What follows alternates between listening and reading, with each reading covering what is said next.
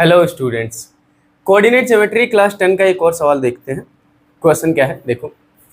The x axis divides the line joining A -5,8 B 7,4 at point P. Find the coordinates of P. पहले इस question का graph बनाते हैं। मतलब पहले बताता हूँ, एक्स एक्सिस ने एक लाइन जो कि ए बी बिंदुओं से मिलकर बना हुआ है, उसने एक्स एक्सिस ने उस लाइन को दो हिस्सों में डिवाइड कर रखा है। ठीक है। अब जिस पॉइंट पे डिवाइड कर रखा है उस पॉइंट का नाम दिया गया है पी, और हमें उसके कोऑर्डिनेट्स निकालने हैं। ग्राफ बनाता हूँ, ज़्यादा अच्छे से समझ में आएगा। चलो भाई देखो, ये एक ग्राफ बना लिया हम। ठीक है। As you know, this is x axis, this is negative side of x axis, this is y and this is negative side of y axis. ठीक है। अब हम क्या करने वाले हैं, हम कह रहे हैं कि दो पॉइंट्स ये थे ना, एक पॉइंट ए और एक पॉइंट बी। ये पॉइंट ए के बारे में देखो, माइनस जो है एक्स में -5 है और वाई में +8 है। मान लो एक्स में इधर कहीं होगा और वाई में इधर कहीं होगा, तो मान लो ये एक पॉइंट है, पॉइंट ए। ठीक है जी, एक पॉइंट है पॉइंट ए -5,8। क्लियर है, ये वाला पॉइंट। ठीक। एक और पॉइंट है बी 7,-4। एक्स में है 7 कहीं इधर है ना, और y में है -4 यानी नीचे की तरफ कहीं ये वाला। Point B 7,-4। ठीक है। क्लियर है। यहाँ तक बोला जा रहा है कि जब हमने इन दोनों लाइनों को मिलाया, दोनों पॉइंट्स को मिलाया, तो जो लाइन बनी उस लाइन को एक्स एक्सिस ने इस पॉइंट पे डिवाइड किया। इस पॉइंट पे एक्स एक्सिस में, इस पॉइंट का नाम है पी। ठीक है, इस पॉइंट का नाम है पी। और इस पॉइंट के कोऑर्डिनेट्स की बात करें, ध्यान देना, एक्स एक्सिस ने डिवाइड किया है। हमसे पूछा क्या गया है, रेशो पूछा गया ना। The x axis divide the line joining this. Find the coordinates of P. अच्छा, पी के कोऑर्डिनेट्स पता करना है। तो अब ये पी के कोऑर्डिनेट्स पता कैसे करेंगे, डायरेक्ट नहीं पता कर सकते। पी के बारे में एक बात तो है, देखो एक्स एक्सिस पे क्या है नहीं पता, उसकी जगह हमने एक्स मान लिया। वाई एक्सिस में क्या है, यहाँ पे वाई होगा 0, क्योंकि ये पॉइंट एक्स एक्सिस पे है और एक्स एक्सिस पे कोई भी कोऑर्डिनेट x, 0 होता है। ठीक है।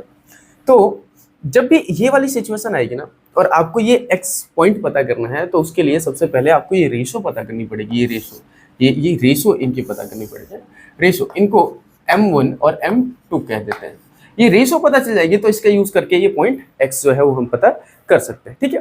तो सबसे पहले हमारे पास दो पॉइंट्स दिए हुए हैं, इनको पॉइंट नंबर 1 और पॉइंट नंबर 2 मान लेते हैं। ये पॉइंट नंबर 1, ये पॉइंट नंबर 2 है ना, क्वेश्चन करने के लिए। ठीक है। ये तो हमने देखा पॉइंट नंबर 1 जो है हमारा, वो है इसके कोऑर्डिनेट्स को x1 और y1 हम बोलेंगे, जो कि है -5 और 8। ठीक है, यहाँ से आप देख सकते हो। और अब पॉइंट नंबर 2 के कोऑर्डिनेट्स को लिखूंगा x2 और y2 के नाम से, जो कि है 7 और -4। ठीक है। अब हम मान के चलते हैं कि हमारा बीच में जो P पॉइंट्स है इसके कोऑर्डिनेट्स है ना। मैं यहाँ पे लिख देता हूँ, जो पॉइंट P है इसके कोऑर्डिनेट्स है x, 0 है ना। और अगर हम इस बात को ध्यान से देखें तो हम बोलेंगे कि इसमें x की वैल्यू तो हमें नहीं पता। पॉइंट P जो है इसके कोऑर्डिनेट्स में x की वैल्यू तो हमें नहीं पता, पर y की वैल्यू पता है। y की वैल्यू पता है।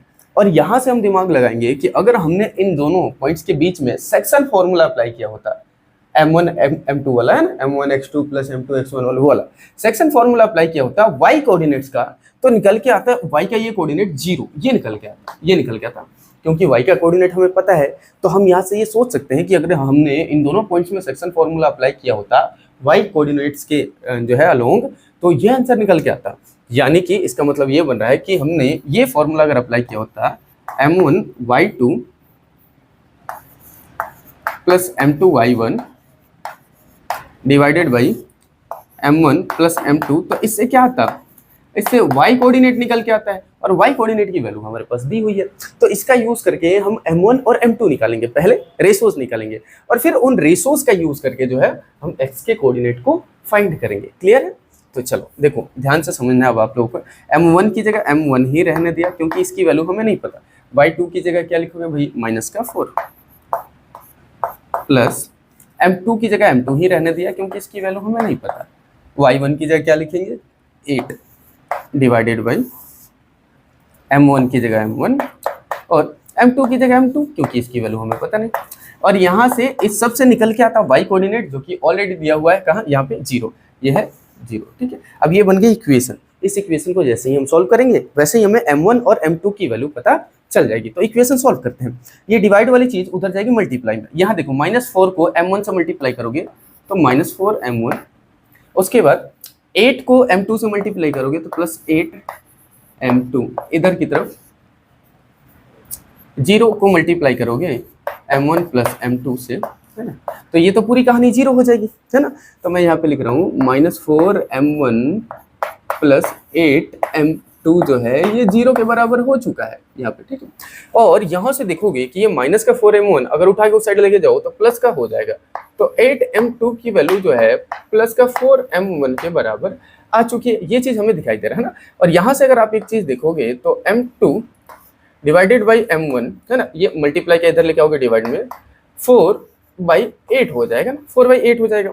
ये m2 था इधर लेफ्ट साइड में, m1 उठा के इधर मल्टीप्लाई में लेके डिवाइड में लेके आए, है ना, क्योंकि यहाँ मल्टीप्लाई का था, ये m1 मल्टीप्लाई का था, उधर डिवाइड में लेके आए, तो इधर बच गया 4 और ये मल्टीप्लाई के 8 इधर जाके डिवाइड में, है ना। कैंसिल करो तो क्या आ जाएगा 1/2, है ना, 1/2। तो यहाँ से समझ में आ रहा है m2 की वैल्यू 1 है, ऊपर वाले की वैल्यू ऊपर वाला, नीचे वाले की वैल्यू नीचे वाला, है ना। तो m2 की वैल्यू यहाँ से हमने ये बात बता दिया कि m2 की वैल्यू जो है वो 1 है और m1 की वैल्यू जो है वो 2 है, ठीक है।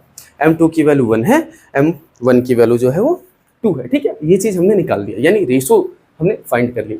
अब जब हमने रेशो फाइंड कर ली तब हम एक बात कहते हैं, फिर से कहते हैं कि अगर हम इन दोनों के बीच में सेक्शन फॉर्मूला अप्लाई करते हैं x के अलोंग, तो x वाला कोऑर्डिनेट निकल के आ जाता। कहने का मतलब ये है कि अगर ये x कोऑर्डिनेट हमें निकालना था तो हम m1x2 + m2x1 वाला फॉर्मूला अप्लाई करते हैं, अपॉन में लिखते हैं m1 + m2।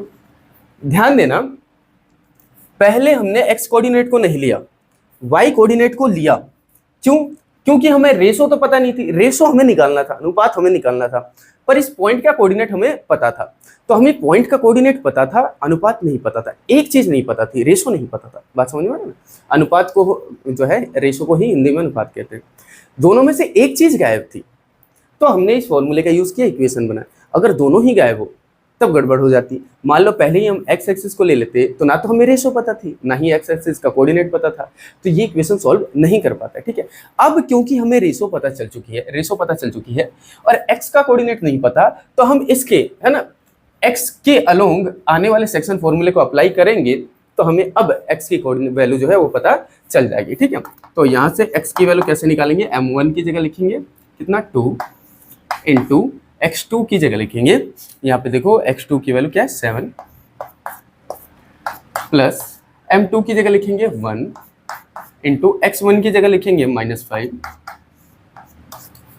अपॉन में नीचे की तरफ लिखेंगे m1 की जगह 2 और m2 की जगह 1, ठीक है। और यहाँ से x की वैल्यू आ जाएगी निकल के, देखो 7 को 2 से मल्टीप्लाई करोगे 14 और 1 को -5 से मल्टीप्लाई करोगे तो -5 प्लस -5 नीचे की तरफ आ गया आपके भाई 3, क्लियर है। तो यहाँ से x की वैल्यू आ जाएगी 14 में से 5 माइनस किया 9 डिवाइडेड बाई 3, है ना, तो कैंसिल होकर क्या आ गया 3। तो x की वैल्यू यहाँ से आ चुकी है। अब p के कोऑर्डिनेट्स क्लियरली निकल के आ गया, ठीक है। p क्या था, p था x कोमा, यहीं पे लिख देता हूँ x कोमा 0, है ना। p x कोमा 0 था और x की वैल्यू हमने निकाल ली, तो x की जगह पे क्या आ गया 3,0। तो p पॉइंट के कोऑर्डिनेट्स जो है वो 3,0 है। यहाँ से जो है हम क्लियरली देख सकते हैं, ठीक है। समझ में आ रहा है क्वेश्चन? चलो बढ़ते चलते हैं।